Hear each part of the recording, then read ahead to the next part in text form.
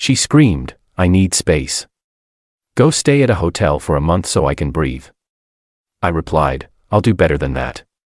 I went to the leasing office, paid the fee to break my half of the lease, and moved out permanently.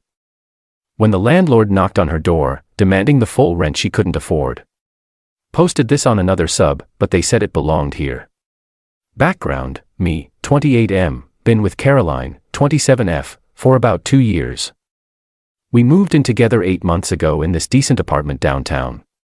Split everything 50/50ths, which seemed fair since we both work. I'm in warehouse management. She does something with social media for small businesses. Now, Caroline's always been a bit dramatic. Not crazy dramatic, but like everything's either amazing or terrible with her. No middle ground. At first, I thought it was cute, but after living together, it got old fast. Every small problem became this huge crisis that needed immediate attention. The apartment thing was her idea. She found this place online and was obsessed with it. 2-bedroom, nice area, but definitely pricey. I told her it was pushing our budget, but she really wanted it. Said we could make it work if we were careful with spending. Famous last words.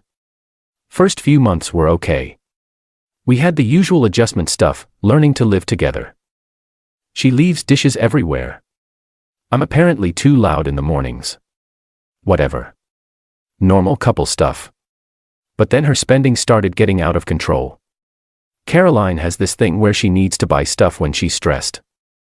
New clothes, makeup, home decor, random kitchen gadgets she'll never use. I'm talking like $400 shopping trips twice a week. When I brought it up, she said I was being controlling and that she worked hard for her money. Fine, whatever. But then she started hinting that I should cover more of the rent and utilities since I made slightly more than her. Not a lot more, but enough that she thought it was unfair we split everything equally. I told her we agreed on 50/50ths when we moved in, and that wasn't changing. That's when the real problem started. She began doing this thing where she'd create drama right before rent was due. Suddenly, we'd be fighting about something stupid and she'd be too upset to deal with money stuff. Guess who ended up paying the full rent 3 months in a row while she sorted out her feelings? Yeah, I know I should have put a stop to it earlier, but I figured it was temporary stress from work. She kept saying things would settle down once she got her client situation figured out. Spoiler alert, they never did. Last month was the breaking point. She came home with like 6 bags from Target talking about how she needed new bedding and curtains to feel comfortable in our space. Spent almost $300 on stuff we didn't need. This was 2 days before rent was due. I asked her where her half of the rent money was and she got defensive. Said she'd been working extra hard lately and deserved to treat herself. Then she hit me with this look like I was supposed to just handle it because I'm the man or something. Not happening. I told her she needed to return the stuff and get her money back for rent. She flipped out saying I was being unsupportive and controlling her spending. We had this huge fight where she accused me of trying to change her and not accepting who she was. The whole thing was exhausting. She ended up putting her half on a credit card, which stressed her out even more. Then she was mad at me for making her go into debt. Like somehow it was my fault she spent rent money on garbage. Last week things got worse. Her job was stressing her out because apparently one of her clients was being difficult. Caroline deals with stress by making it everyone else's problem. She was picking fights about everything. How I loaded the dishwasher where I put my shoes when I got home. The way I breathed too loud while she was watching TV. I tried being understanding at first, but it was getting ridiculous. Every conversation turned into an argument. She'd find something wrong with everything I did, then get mad when I pointed out she was being unreasonable. Last Tuesday, she had a total meltdown because I ate some leftovers that she was apparently saving for lunch. They'd been in the fridge for 4 days, and she hadn't mentioned anything about saving them. But somehow, I was supposed to read her mind. She screamed at me for 20 minutes about how I never consider her feelings and how living with me was suffocating her creativity over leftover Chinese food. That's when I started wondering if this relationship had run its course. Thursday was the final straw. She came home already in a bad mood because her client meeting went poorly. I was on the couch watching TV after work trying to relax. She walked in, slammed her purse down, and immediately started complaining about everything. The apartment was too messy, even though I'd cleaned that morning. I was watching TV too loud, even though it was barely audible. I hadn't asked about her day, even though she'd literally just walked in. Everything was my fault somehow. I tried to calm her down, but that made her angrier. She said I was dismissing her feelings and not taking her stress seriously. Then she started pacing around the living room, gesturing wildly, talking about how she couldn't handle this anymore. That's when she dropped the bomb. Said she needed space to figure things out. Not a breakup necessarily, but time apart to evaluate our relationship. She wanted me to stay at a hotel for a month while she had the apartment to herself. I just stared at her. A month in a hotel because she needed space. In the apartment I was paying half the rent for. You want me to pay for a hotel room for a month so you can have space in our apartment? I said, it's not about the money. It's about giving me room to breathe and think clearly. Where exactly am I supposed to get money for a hotel room while still paying my half of rent here? I don't know. Figure it out. Maybe you can stay with friends or something, right? So, I should either impose on friends for a month or blow through my savings paying for 2 places to live while she figured out her feelings in the apartment I was helping pay for. That's not happening, Caroline. Why are you being so difficult about this? I'm trying to save our relationship by kicking me out of my own place. It's not kicking you out. It's temporary space. If you cared about us, you'd understand. That's when I realized this whole thing was just another one of her manipulation tactics. Create a crisis, make unreasonable demands, then act like I was the problem when I said no. I was done playing these games. You know what? You're right. I said you do need space. Her face lit up like she'd won something. Really? You understand? Absolutely. In fact, I'll do you one better than a month. Before she could ask what I meant, I grabbed my keys and headed for the door. She called after me asking where I was going, but I didn't answer. I had some business to take care of. First stop was the leasing office. It was almost closing time, but I made it with like 10 minutes to spare. Asked to speak with the property manager about breaking my lease early. The manager, Patricia, was pretty cool about it. Said it happens all the time with couples. There was an early termination fee of 2 months' rent for my portion, and I'd need to give 48 hours notice, but I could be off the lease by the end of the week if I wanted. I did the math in my head. 2 months of my half was $1,800. Way cheaper than a month in a hotel, plus continuing to pay rent for someone who wanted me gone. Plus, I'd be free of this whole toxic situation. Let's do it, I told Patricia. She printed out the paperwork and I signed everything. Paid the fee with my credit card, and just like that, I was no longer rough bumble for that apartment. Patricia said she'd notify Caroline about the change in lease status within 24 hours. Next stop was my buddy Andrew's place. We've been friends since college, and he's always said I could crash at his place if I needed to. He's got a spare room that he mostly uses for storage. Anyway, Andrew took one look at my face and knew something was up. I explained the whole situation and asked if his offer still stood. He said absolutely and helped me make a plan to get my stuff out of the apartment. We decided to do it the next day while Caroline was at work. Get everything out clean and simple. No drama. Andrew even offered to help with his truck. I drove back to the apartment around 8. Caroline was in the kitchen making dinner, acting like everything was normal. She asked where I'd gone, and I told her I was handling the space situation like she wanted. She seemed satisfied with that answer and started talking about how good this was going to be for both of us, how she'd be able to focus on herself and figure out what she really wanted. I just nodded and went to bed.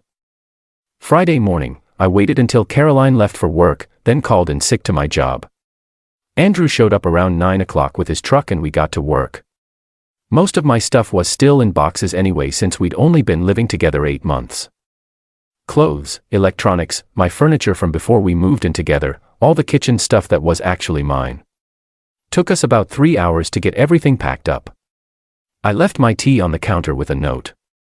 The note just said I was giving her all the space she wanted and that she'd be hearing from the leasing office soon about the lease situation. Nothing dramatic, just the facts. Andrew helped me get everything set up in his spare room. It's actually pretty nice, bigger than I expected, and he only wanted $300 a month for utilities and stuff. Way better deal than I was getting with Caroline. That evening, my phone started going crazy. Texts, calls, voicemails from Caroline asking what the hell I was doing and where all my stuff went.